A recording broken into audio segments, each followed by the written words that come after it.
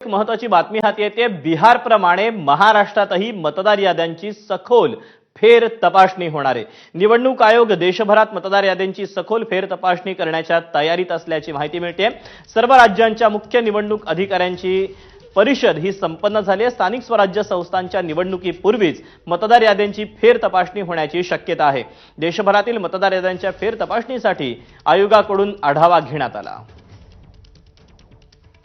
याबद्दलचे अपडेट आपण जाणून घ्या। सोमेश कोलगे आपल्या सोबत आहे। सोमेश, खरं तर एक अत्यंत मोठा निर्णय हा म्हणावा लागेल। काय नेमके याचे परिणाम असू शकतील आणि काय नेमकं निवडणूक आयोगाकडून करण्यात येणार आहे?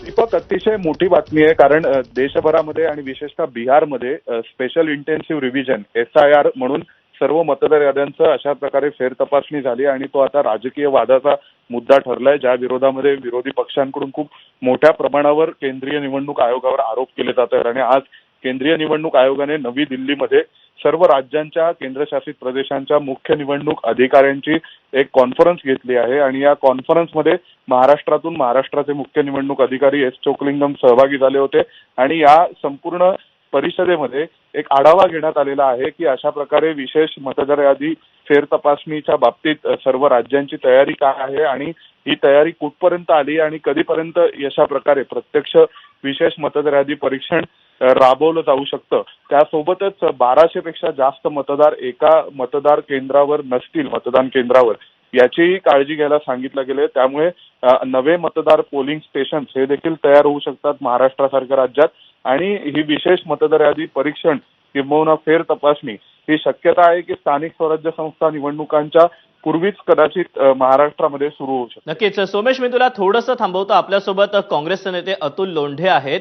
सर, स्वागत आहे एबीपी माझामध्ये। एक मोठा निर्णय खरं तर हा निवडणूक आयोगानं घेतलेला आहे की देशभरामध्ये मतदार याद्यांची सखोल फेर तपासणी करण्याच्या तयारीत निवडणूक आयोग आहे। कसं पाहता याकडे?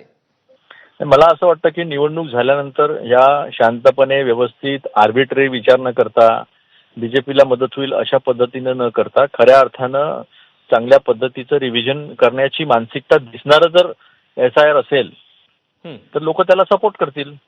जर असं दिसून राहिलं की जसं तुम्ही बिहारमध्ये केलं, तुमच्याजवळ वेळ नाही, तुमचे BLO गार्डनमध्ये बसून स्वतः बोगस फॉर्म भरून राहिलेले आहे, कुत्र्याचे सुद्धा तुम्ही मतदार बनवलं कुत्र्याला, अशा अनेक घटना ज्या घडलेल्या आहेत तिथे, तशा घटना घडता कामा नये। त्याच्यासाठी सफिशियंट वेळ असला पाहिजे आणि त्याची जी प्रक्रिया आहे ती प्रक्रिया व्यवस्थित पार पाडली पाहिजे, पारदर्शकता त्याच्यामध्ये असली पाहिजे, BLO BLAचा कनेक्शन व्यवस्थित असलं पाहिजे।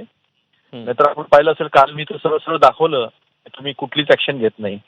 इलेक्शन कमिशनने काय ऍक्शन घेतली? ताजुरामध्ये स्वतः FIR दाखल करून सुद्धा 11 महिने झाले काहीच केलं नाही। तर असं नको व्हायला। बायस्ड पद्धतीनं बीजेपीला आपण मदत करतो अशा पद्धतीनं ते नको व्हायला।